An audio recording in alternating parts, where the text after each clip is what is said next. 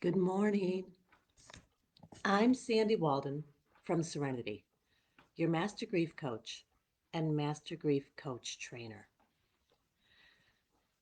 This morning, I'd like to speak to people who are supporting those who are grieving. I'd like to tell you a little bit about what many say with the very best of intentions and what many grievers might actually feel or hear when those words land. None of this is hard and fast. I just want to offer a few gentle suggestions. Believe me, I've said the wrong thing more often than I can imagine. When we learn, when we know better, we do better. So none of this is meant to admonish or scold anybody. It's meant to help expand the conversation so we can support one another a little bit better because it matters. Some of the things that are said with the best of intentions. Good morning, Patricia. And if you're jumping on here, please say hello. Give me your thoughts and feelings. Some of the things we hear so very often. Oh, hello, Tanya. You know what? I'd love this to be an expanding conversation. So if you can tell me what you've heard, what's been helpful and what is not, that would be amazing. Something we hear so often is, don't feel bad, they're in a better place. Wow. And I think about that. It's twofold, isn't it? First of all, don't feel bad, but I do. Should I not feel this? How do I turn it off? Because there's no switch. There's no switch. They're in a better place. Okay, if I'm a person of faith, I may absolutely trust that they're at a better place by being on the other side, but I still want them with me. If I'm a person who does not have belief in the afterlife, the same thing is true. Okay, it's over, but I still want them with me. Here's a way to think about this.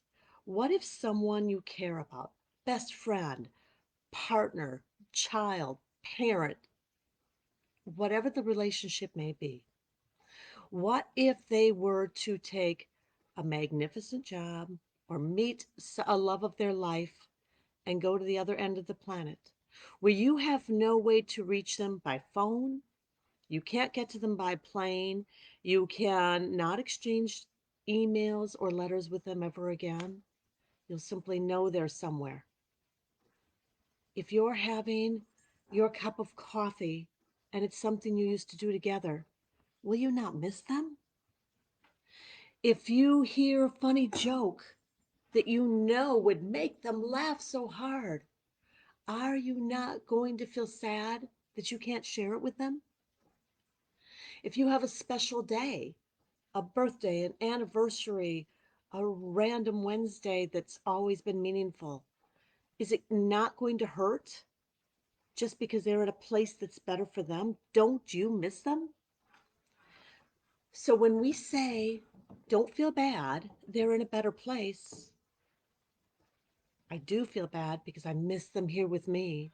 And even if they're in a better place, I'm happy for them. I'm grateful for them.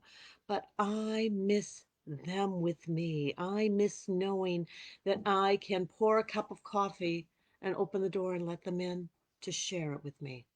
I miss that I can call up the phone and hear their voice. It matters. Tanya says there's an absolute duality in grief, and I think that's absolutely true. Absolutely, Tanya. Absolutely.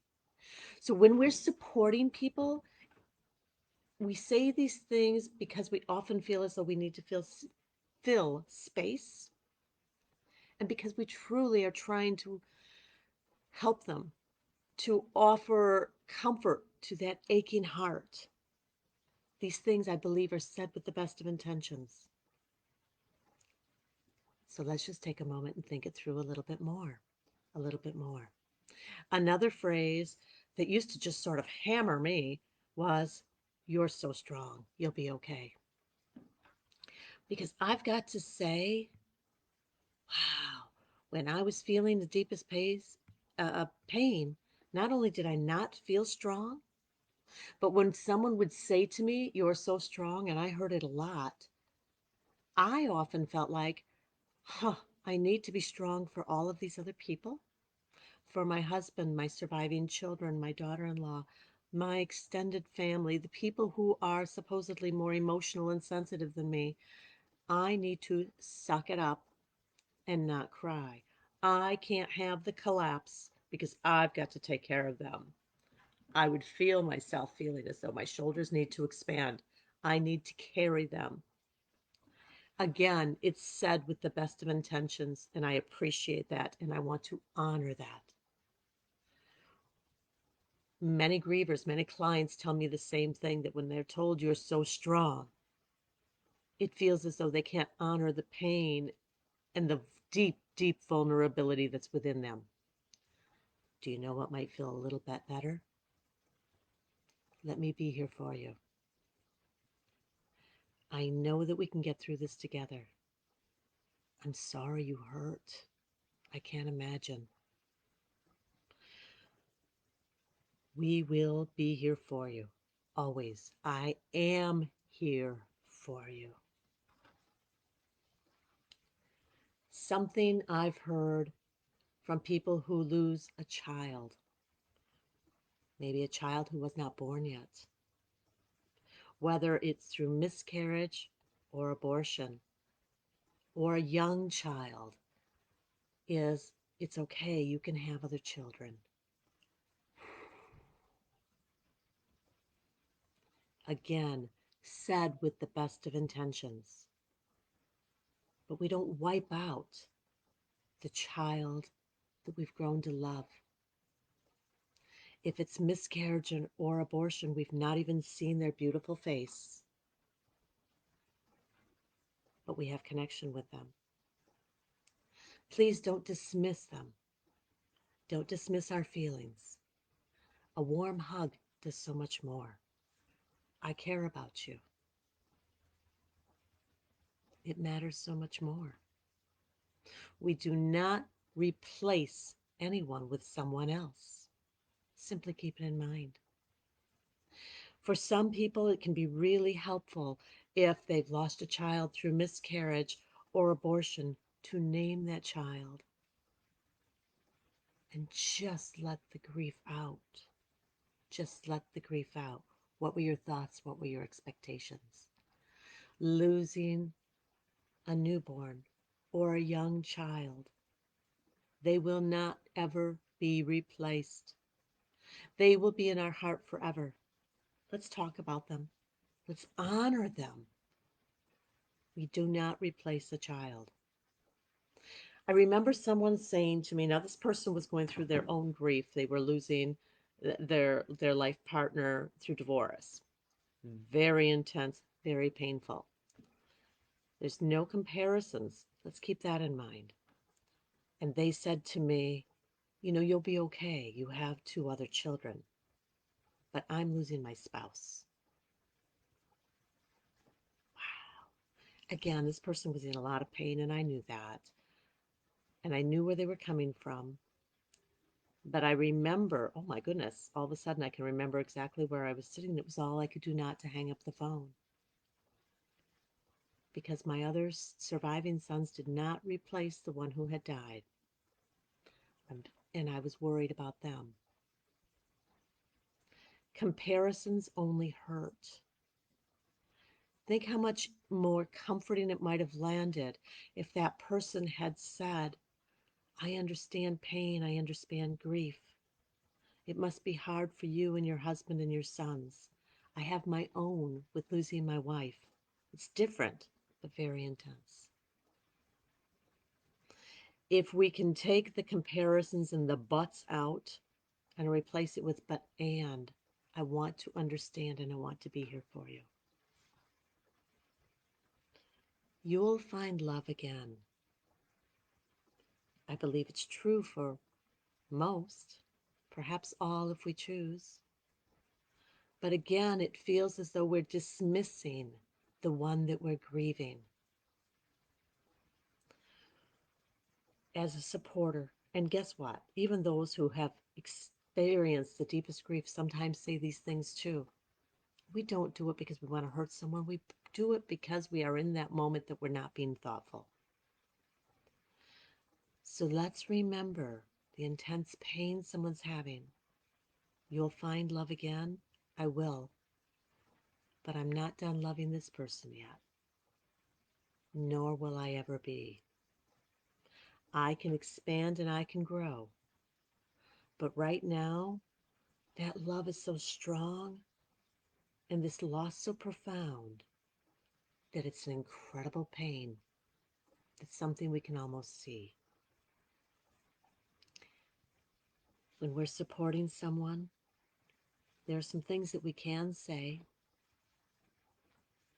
I care about you. I can't imagine this pain, but I want to be here for you. Probably the most amazing thing we can do is just to show up. Perhaps physically, be the one who's at the door. Understand if they can't open it, because sometimes they can't. But knowing that you care matters. Make the phone call. Put the card in the mail. Put the meal on the porch. Send them a text and let them know. Simply be with them. Simply be with them. Be willing to be together without saying anything at all. Let your hearts beat together. Let the tears fall if they may. And they probably will. Let that heart connection do all of the talking for you. Grievers will hear that. They will feel that. They will appreciate that. It's not easy. I'm not going to pretend it is. When you're supporting someone who's in deepest grief, it can feel incredibly helpless and overwhelming. We want to make them smile. We want to make it all better. And we can't. What we can do is let them know that they matter so very much, that they always have, and that they always will. It sounds simple, doesn't it? And it is, but it's not always easy. Showing up, letting them know you care about them, saying their loved one's name. I've never met anyone, whether that who's lost someone, whether that grief is hours old or 25 years. I've never met anyone who does not want to hear their name again and again and again and again. To talk about them. Does it make someone cry? Maybe. But it fills their heart at the same time. Those tears don't mean you reminded them of the pain. It means you're reminding them of the love. You're letting them know that their loved one is remembered by you, and you're encouraging them to feel that love again. So this has gone on way longer than I wanted it to, and I apologize for that. But it matters how we come across to someone. When someone's grieving, they're so tender. They are an open wound. And so if you're the supporter, I'd love to give you the tools too. Please share with me what has been helpful for you if you're someone who's grieving. What is hurt? But not just how it's hurt. If you're sharing something that's hurt, can you please share what might have felt better? What does feel better? Because the truth is, if we can let those who are supporting know what's helpful, we're giving them the tools to support us. And when they have their own profound grief, we are much better equipped to support them as well. This is not an experience that looks, feels, or sounds the same for everybody. Many things were said to me that didn't bother me, that really bother others quite a lot. And vice versa as well. We do the best we can. If we're the grievers, please understand, people might say things that are hurtful, but it's probably with the best of intentions. If we can ask them, please don't tell me they're in a better place because I want them here with me now, then they'll understand and they can change their language so that they're more able to support you in a way that feels right. Thank you for joining me here. I hope this conversation continues because I think it's really important. I'm Sandy Walden from Serenity, your Master Grief Coach and Master Grief Coach Trainer. I wish you a beautiful day of expanded connection and communication, a day of healing. Namaste.